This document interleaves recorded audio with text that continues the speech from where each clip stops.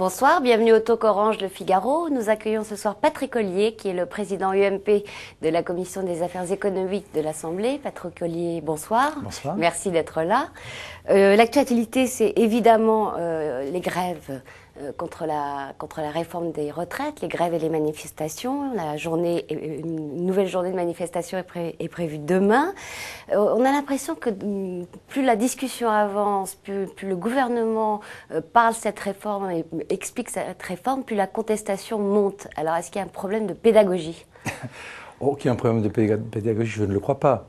Ce que je crois en revanche, c'est que les syndicats qui sont arc-boutés sur le maintien absolument de la retraite à 60 ans, soutenus en cela dans cette position impossible à tenir par le Parti socialiste, veulent établir un rapport de force. Donc on comprend quand on veut établir un rapport de force que l'on mobilise les gens à cet effet. Le problème, c'est que ce n'est pas un problème de pédagogie. Je crois que la pédagogie vis-à-vis de tous ceux qui ne font pas grève a bien fonctionné. Et que le gouvernement est certainement aujourd'hui en train d'entraîner l'adhésion, le bon sens des Français. Ce n'est pas ce que disent les sondages. Hein. Oui, même si, a priori, les Français préféreraient continuer à partir à la retraite à 60 ans, préféreraient qu'on ne change rien, ça on peut le comprendre. Dites-vous bien que nous, ça ne nous amuse pas d'avoir à prendre nos responsabilités aujourd'hui, alors que le gouvernement socialiste, de M. Jospin notamment, aurait pu le faire, il ne l'a pas fait. Ça ne nous amuse pas. Mais on pose la question parce qu'il faut la poser. C'est une question de démographie, c'est une question d'arithmétique. Il faut donc qu'on fasse en sorte qu'il y a aujourd'hui 28 millions de Français qui travaillent, il y a 15 millions de Français à la retraite. Demain, il y aura moins de Français qui travaillent et plus de Français à la retraite. Qui va payer? Si on veut sauver la retraite par répartition, il faut que l'on fasse ce que nous faisons. Vous parlez des syndicats. Ce matin, le secrétaire général de la CFDT, François Chérec, était sur Canal+. On va regarder ce qu'il a dit. Avec ce soutien populaire, je crois que quoi que fasse le gouvernement, on a gagné la bataille de l'opinion. Et personne dans l'intersyndicale n'a souhaité cet appel à la grève reconductible. On donne la possibilité aux salariés dans les entreprises de le faire. S'ils le font, nous les soutiendrons. Bon, visiblement, il ne veut pas d'une grève reconductible. Il a l'air de craindre une paralysie du pays. Et vous la craignez? Je vous répète que je crois au bon sens des Français. Et que les syndicats ayant voulu établir un rapport de force... On voit très clairement qu'il n'a pas envie oui, que le mouvement c'est ce que je suis en train de vous dire. Oui. Je suis en train de vous dire que les syndicats, les premiers, sentent bien que le bon sens des Français est en train de l'emporter sur toutes les réactions négatives qui peuvent exister, les réticences. M. Chirac est un homme de bon sens. J'ai beaucoup de respect pour François Chirac, je le connais bien, et j'apprécie beaucoup son sens du dialogue. Mais justement, c'est un homme de bon sens. Oui, il n'est pas jusqu'au boutiste. Et il comprend bien que lancer un mouvement de grève générale, en gros c'est ça ce que l'on veut dire, est totalement irresponsable dans la situation actuelle. Donc un syndicaliste comme lui dit ce qu'il dit, c'est plutôt pour nous réconfortant de l'entendre. Je ne dis pas qu'il n'y a pas des gens qui s'inquiètent. Nous entendons les inquiétudes, mais regardez les progrès qui ont été faits à l'Assemblée nationale. Par exemple, sur la pénibilité, on est passé de 20% à 10%. Regardez les programmes qui sont faits aujourd'hui au Sénat. Mais enfin, la contestation gagne notamment la jeunesse, et ça suscite l'inquiétude du gouvernement. Le ministre de l'Éducation, Luc Châtel, a parlé de tentatives de manipulation avérée de l'extrême gauche et très précisément du NPA d'Olivier Besancenot dans les lycées. Est-ce que vous l'avez constaté? Est-ce que la sécurité des jeunes est assurée? Je fais allusion aux incidents. 2 jeunes filles ont été brûlées vendredi assez gravement. Est-ce qu'il faut renforcer la sécurité? Tout à l'heure, on parlait de responsabilité, on pourrait y revenir. Je suis maire de Royer-Malmaison, je viens de quitter ma ville pour venir vous rejoindre, et j'ai entendu dire qu'au lycée de Rueil, on est en train de préparer la grande journée demain contre les retraites. C'est totalement irresponsable de vouloir lancer des syndicats de jeunes déjà, qui appellent les jeunes à la contestation, parce qu'on sait très bien comment ça se termine. Mais il faut renforcer la sécurité? Il faut faire en sorte de prendre des mesures pour éviter les débordements, c'est certain. Mais je n'arrive pas à croire, aujourd'hui, là, je n'arrive pas à croire qu'en dehors des syndicats, comme l'UNEF ce matin, j'entendais le président qui expliquait qu'il fallait que pour les retraites, on prenne en compte les années de faculté, pourquoi pas les années de lycée, etc. Je n'arrive pas à croire que les jeunes se laissent entraîner dans cette affaire qui les concerne, parce que c'est pour eux qu'on fait ce que nous faisons. Je n'arrive pas à le croire. Donc je ne crois pas à la grève générale, je ne crois pas non plus à l'entraînement des jeunes et au processus du CPE. D'accord. La majorité est très soudée sur les retraites. En revanche, elle est beaucoup plus divisée sur un autre débat, celui qui concerne la suppression de l'ISF et du bouclier fiscal. Quelle est votre position là-dessus? Ma position est très claire. Ma position est très claire. Non, c'est pas que nous soyons divisés. c'est qu'il y a une hiérarchie dans les débats. Je crois que le président de la République a donné des indications très fortes, le Premier ministre aussi. Qu'en est-il aujourd'hui ? Aujourd'hui, quand on a voulu d'abord créer le bouclier fiscal, oui, on va peut-être pas faire l'historique parce que malheureusement le temps nous est compté. Je vais être très rapide. Quelle erreur de l'avoir appelé bouclier fiscal. Enfin, ce taux d'imposition maximal à 50%. Il n'y avait pas eu la crise. Depuis, la crise a frappé. Et on se rend compte aujourd'hui, à la sortie de la crise, qu'il faut absolument éviter les distorsions de concurrence au sein de l'Europe avec l'Allemagne.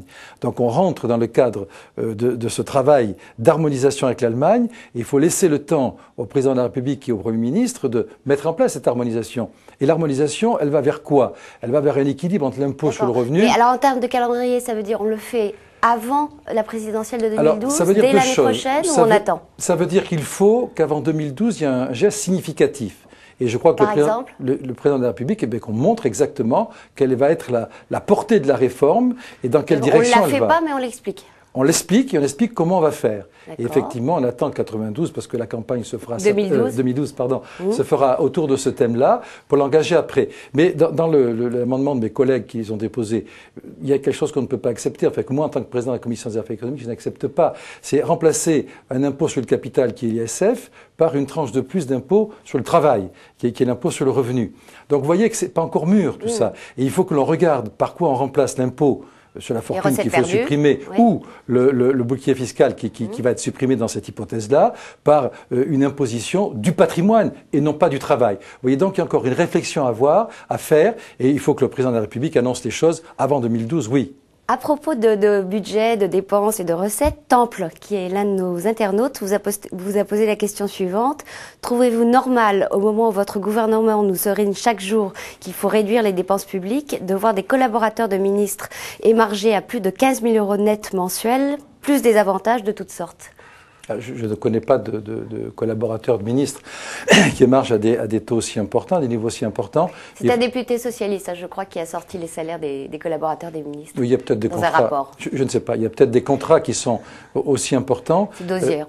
Oui, Monsieur Dosière est un spécialiste. Voilà. Donc s'il l'a dit, c'est que c'est vrai. Je ne sais pas. Mais sincèrement, quand on est j'ai été pendant 14 ans collaborateur de plusieurs premiers ministres, Rémy Chaban-Delmas, Messmer, Perfit, qui étaient ici au Figaro, souvenez-vous-en.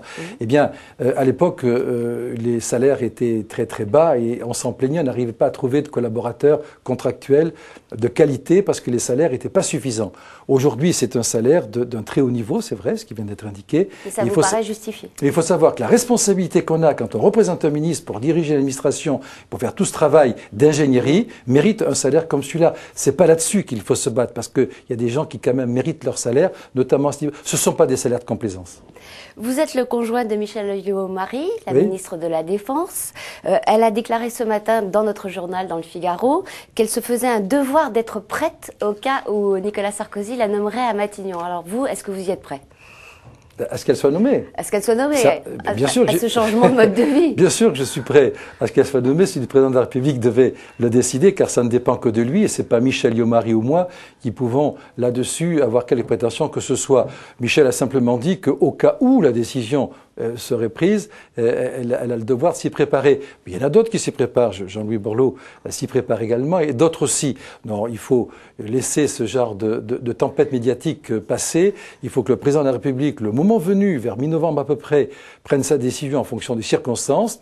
Il y a là deux personnalités que je viens de citer qui peuvent exercer la fonction. Il choisira laquelle de ces personnalités est la mieux placée le moment venu, ou le Premier ministre qui peut rester en fonction aussi. Je vais vous demander de vous livrer un exercice très difficile. Quelles sont les qualités de Michèle Alliot-Marie pour ce poste, et plus difficile encore, ses éventuels défauts? Les défauts, je ne les trouve pas. Ça ne m'étonne qu'à moitié. Non, parce qu'elle m'écoute, alors je ne voudrais quand même pas parler des défauts, on en parlera ce soir. Sur les qualités, Michèle Alliot-Marie est une femme qui est très bien structurée sur le plan de l'esprit, elle est capable d'anticiper, elle est capable de jugement très rapide dans les décisions à prendre, et surtout, elle est capable de concevoir. Et enfin, elle est capable d'autorité et de faire en sorte de faire fonctionner les choses. Donc c'est des qualités, la conception, l'autorité, que l'on demande effectivement à un Premier ministre. Mais est-ce qu'elle est capable d'ouvrir la majorité, d'apporter un plus à Nicolas Sarkozy? Est-ce qu'elle n'est pas trop étroitement associée à l'image du RPR, en gros? Ah, bien sûr, elle a été la première présidente, mais elle a été la première femme élue, un parti politique. Aujourd'hui, le RPR est un bon souvenir pour nous, mais c'est un souvenir passé. L'UMP, c'est un amalgame qui est fait entre les libéraux, les centristes et les gaullistes. Nous nous reconnaissons toujours comme gaullistes, ça ne nous empêche pas de nous ouvrir aux autres. Et je ne pense pas que Michel Alliot-Marie soit un obstacle pour l'ouverture à l'ensemble de tout ce qui constitue la majorité présidentielle de Nicolas.